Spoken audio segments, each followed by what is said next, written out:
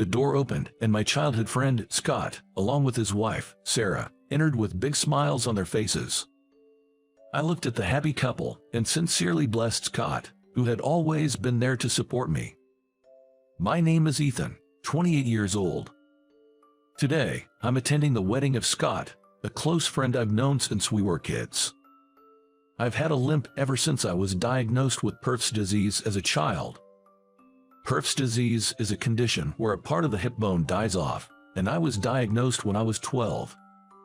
I grew up in a rural area in the mountains, similar to the Appalachian region, so it was hard to find good doctors. But Scott was always there for me, caring and being by my side. The bride, Sarah, seems calm and is such a pleasant lady. Congrats, Scott and Sarah. I clapped joyfully for them multiple times. Given that Sarah is a hairstylist, many of her friends from the bride's side looked glamorous and stylish. There were even some famous models, regulars in magazines. Even the groom's buddies seemed quite excited about that. I was focused on Scott's wedding, but some even left their seats to ask those models for photos. Come on, what are you doing? This isn't a mixer party. Focus on Scott and Sarah. Though I was irritated, I didn't have the courage to reprimand them. Because when I get up limping, people usually give me a strange look due to my limp. I've gotten used to it, but it's still not a good feeling. The most challenging thing since I was diagnosed with Perthes disease was obstructing others because of my slow walking pace. Being stared at or getting annoyed looks from strangers is an everyday occurrence. Some were rude, getting mad at me for no reason, causing endless troubles. So, being in a crowd, like today, is where I'm most nervous and is something I really dislike. But for Scott, my dear friend, I traveled using unfamiliar trains to be here. So, I was extremely careful not to get in the way of those taking photos and making a fuss. The ceremony ended without a hitch under the clear blue sky. Scott and Sarah, with big smiles on their faces, were showered with colorful flower petals. The flower shower had begun. I was on the church stairs, holding petals, saying congratulations to them with all my heart. The flower shower ended peacefully, but when I was about to go down the stairs, I expected it, but something unfortunate happened. Someone shouted from behind, "Hurry up, you're too slow." As expected, an impatient woman's voice echoed. To be honest, stairs are the most challenging thing for me with my limp. I can't go down quickly, but I try my best not to inconvenience everyone. I felt like I was a burden again. My euphoria from celebrating Scott just moments ago vanished instantly. When things like this happen, apologizing is the only option. I've learned this the hard way in my life. I quickly moved to the side of the stairs, holding the railing, saying, "I'm so sorry, please, go ahead." I gestured them to pass by. I thought that was that. But then, that comment was very rude. An elegant middle-aged woman, dressed sharply in what looked like a formal outfit, held my shaky hand. "Take your time and be careful," she said, accompanying me down the stairs. I somehow managed to get to the bottom floor and said, "Thank you so much, you truly saved me." Hearing this, the woman slowly shook her head. Then, she lowered her head to me and said, "I should be the one apologizing. The person who made that comment earlier was likely one of our employees. I'm terribly sorry." To my surprise, she apologized. As I stood there in shock, the woman took out a business card from her bag and handed it to me. The card read, "Kathleen Smith, Salon Marie, owner." It turned out that the woman in the dress, Kathleen, was the owner of the hair salon and the aunt of Scott. The woman who had complained earlier appeared to be an employee at Kathleen's salon. To be honest, I wasn't too bothered by her earlier comments. Because I've been through similar experiences countless times, and I've always thought that if I let them hurt me, I'd be losing. So I candidly said, "Please don't worry about what happened earlier. It's true I was slow, and such incidents are common for me. More than that, thank you for your concern." I opened up about my feelings and prepared to leave. Kathleen then sincerely said, "You are truly a humble and wonderful person. I wish my employees could learn from you." Her words somehow comforted me. After the wedding ceremony, inside the church, I was rushing to the reception venue. Suddenly from behind, I heard, "I'm really sorry about earlier. Are you all right?" I quickly turned around, and there was a woman holding a business card. Yes, it was the same woman who had shouted at me earlier. She looked to be in her early 20s, younger than me, with a bold makeup, giving a vibe of a typical young lady these days. Though I was taken aback, I reassured her with a smile. She probably got scolded by Kathleen and was trying to make amends. I neither had any anger towards her or any particular interest. After accepting her apology, just when I was about to leave the scene. "Wait, to make it up to you, would you let me give you a free haircut next time?" she said, still looking apologetic, and forcefully handed me her business card.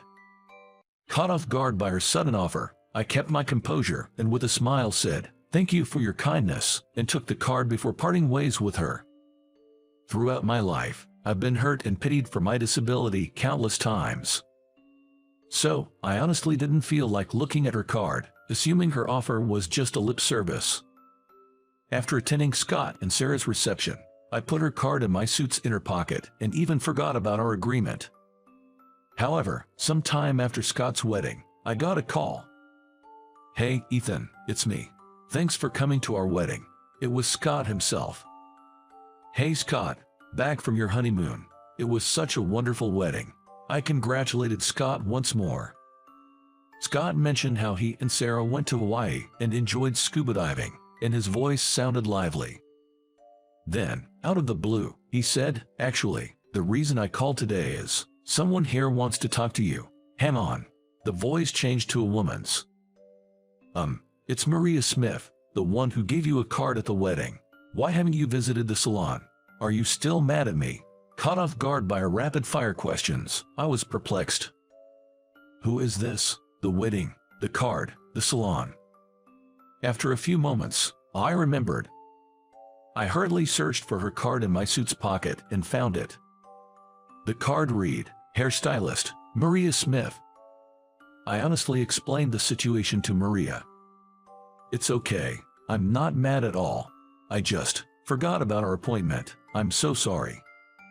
Hearing my apology, Maria sounded genuinely relieved. "Got it. Just let me know when you're available. I promise to give you the best haircut as an apology." I was puzzled by her insistence, but I thought, why not, and made an appointment for a haircut. The day of my appointment with Maria. After finishing work, I went to the hair salon where she works. It's already past 8 p.m. Since it's after business hours, only Maria was left in the salon. From what I gathered, Maria seems to be an apprentice hairstylist. While she was cutting my hair, she told me that she practices cutting and curling hair late every day, aiming to win the next hairdressing competition. But then, she paused and said, "My boss favors others and lets them participate in the contests. That's why I never get a chance. I'm still just an assistant, stuck washing hair." I began to resent the other staff members, and I couldn't enjoy my job as a hairstylist. Maria's story was candid and touching. Then she continued. "At Scott's wedding, I got scolded big time by my boss. She said that narrow-minded people, those who can't be happy for others, can't win in contests, no matter how skilled they are, that they're failures both as hairstylists and as human beings." It really got me down. Then Maria revealed a surprising fact. At that wedding, I was heartbroken. Turns out, Scott is my cousin, the older brother I've always looked up to, but he got taken by Sarah, the top hairstylist in our store. I'm totally outmatched by Sarah, both professionally and personally. That's why I was so frustrated and treated Ethan so badly at the happy event. I'm truly sorry. I couldn't help but ask something that was on my mind. "So, are you by any chance Kathleen's daughter?" When I asked that, Maria looked embarrassed and nodded. After listening to her whole story, I couldn't help but laugh. "So, that's what's been bothering you." I feel the same way, exactly the same. Maria looked puzzled, but I kept talking. I used to feel the same way. I'd look at able-bodied people and wonder, why isn't happiness coming my way? Why does my life have so many challenges? But no matter how much I worried, nothing changed. So I realized I had to change. I had to fully accept my situation. Thinking back, I used to get frustrated and take it out on my family.